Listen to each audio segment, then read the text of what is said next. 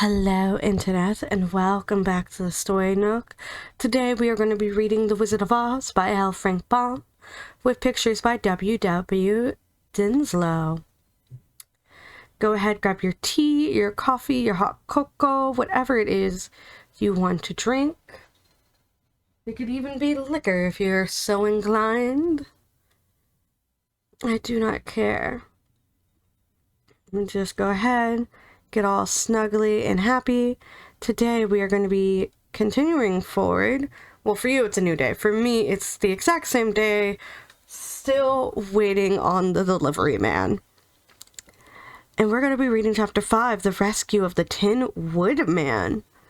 This is interesting and it is on page 35. How interesting that is. The Rescue of the Tin Woodman. That is what it's called. I love this image. So this is our Tin Man, and this is Toto. I'm curious as to why he's called the Tin Woodman. Is it because he seems to be a tin man who is a lumberjack? I have questions. Granted, the Witch of the North was not called Glinda. So we shall find out swiftly. Maybe, possibly, I don't know. When Dorothy awoke, the sun was shining through the trees, and Toto had long been out chasing birds around her. There was the Scarecrow, still standing patiently in his corner, waiting for her. "We must go and search for water," she said to him. "What do you want? Why do you want water?" he asked. "To wash my face clean after the dust of the road, and to drink, so the dry bread will not stick in my throat." "It must be inconvenient to be made of flesh," said the Scarecrow thoughtfully, "for you must sleep and eat and drink. However, you have brains, and it is worth a lot of bother to be able to think properly." They left the cottage and walked through the trees until they found a little spring of clear water, where Dorothy drank and bathed and ate her breakfast. She saw there was not much bread left in the basket, and the girl was thankful the Scarecrow did not have to eat anything. There was scarcely enough for herself and Toto for the day. Oh no, poor Toto. Also, what are you guys drinking? Let me know in the comments below. I am drinking Powerade Sour Green Apple. I still have some. If you go to my YouTube, my main YouTube channel, you can see we put a light under it and it looks like alien liquids. When she had finished her meal and was about to go back to the road of yellow brick, she was startled to hear a deep groan nearby. "What was that?" she asked timidly. "I cannot imagine," replied the Scarecrow, "but we can go and see." Just then another groan reached their ears. "Ugh!" And the sound seemed to come from behind them. They turned and walked through the forest a few steps when Dorothy discovered something shining in a ray of sunshine that fell between the trees. She ran to the place and then stopped short with a cry of surprise. "Ah!" And this is why white women die in horror movies. We run to trouble. We should not. We should know better. We don't. One of the big trees had been partly chopped through, and standing beside it, with an uplifted axe in his hands, was a man made entirely of tin. His head and arms and legs were jointed up his body, but he stood perfectly motionless, as if he could not stir at all. Dorothy looked at him in amazement, and so did the Scarecrow, while Toto barked sharply and made a snap at the tin legs, which hurt his teeth. "Did you groan?" asked Dorothy. "Yes," answered the Tin Man. "I did. I've been groaning for more than a year, and no one has ever heard me before, or come to help me." "What can I do for you?" she inquired softly, for she was moved by the sad voice in which the man spoke. "Get an oil can and oil my joints," he answered. "They are rusted so badly that I cannot move them at all. If I am well oiled, I shall soon be all right again. You will find an oil can on a shelf in my cottage, your cottage that passerbys have been sleeping in, breaking an entry. We've been staying in this man's house without his permission. But that's okay. We stopped. We heard him. We're going to help him. Dorothy at once ran back to the cottage and found the oil can, and then she returned and asked anxiously, "Where are your joints?" "Oil my neck first," replied the Tin Man. So she oiled it, and as it was quite badly rusted, the Scarecrow took hold of the tin head and moved it gently from side to side until it worked freely, and then the man could turn it himself. "Now oil the joints in my arms," he said. And Dorothy oiled them, and the Scarecrow bent them carefully until they were quite free from rust and as good as new. The Tin Woodman gave a sigh of satisfaction, and lowered his axe, which he leaned against the tree. "This is a great comfort," he said. "I have been holding that axe in the air since I rusted, and I'm glad to be able to put it down at last. Now, if you will oil the joints of my legs, I shall be all right once more." So they oiled his legs until he could move them freely, and he thanked them again and again for his release, for he seemed a very polite creature, and very grateful. "I might have stood there always if you had not come along," he said. "So you have certainly saved my life. How did you happen to be here?" "We are on our way to the Emerald City to see the great Oz," she answered, "and we stopped at your cottage to pass the night." And here we have this one. This definitely looks... Something I'm noticing. These pictures, they look like they're ink blots.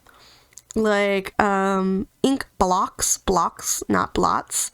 Blocks, like the artist carved these into, like, blocks and then put them down so that you can make multiple prints of them. That's what this looks like to me. I'm not sure if that's how this artwork was made. If so, it's really awesome and really cool. And I like it. So we got some trees, we got the Tin Man, his axe, the Scarecrow, and Dorothy. Dorothy looks really cute. She's so tiny. Oh, hold on. "Why do you wish to see Oz?" he asked. "I want him to send me back to Kansas, and the Scarecrow wants him to put a few brains into his head," she replied. The Tin Woodman appeared to think deeply for a moment. Then he said, "Do you suppose Oz could give me a heart?" "Why, I guess so," Dorothy answered. "It would be as easy as to give the Scarecrow brains." "True," answered the Tin Woodman returned. "So if you will allow me to join your party, I will also go to the Emerald City and ask Oz to help me." "Come along," said the Scarecrow heartily, and Dorothy added that she would be pleased to have his company. So the Tin Woodman shouldered his axe, and they all passed through the forest until they came to the road that was paved with yellow brick. I like that he took his axe with him. It is a tool. It is also a weapon. There's a cat just chilling in the road as a loaf. And the cat is alive. There's a lot of cats that just chill out outside where I live. The Tin Woodman had asked Dorothy to put the oil can in her basket, for he said, if I should get caught in the rain and rust again, I would need the oil can badly. It was a bit of good luck to have their new comrade join the party, for soon they had begun their journey again. They came to a place where the trees and branches grew so thick over the road that the travelers could not pass. But the Tin Woodman set to work with his axe, and chopped so well that soon he cleared the passage for the entire party. Go, Tin Man! I like that a lot of other renditions just shorten the Tin Man to Tin Man instead of Tin Woodman. Just makes our life easy. Dorothy was thinking so earnestly as they walked along that she did not notice when the Scarecrow stumbled into a hole and rolled over to the side of the road. Indeed, he was obliged to call to her to help him up again.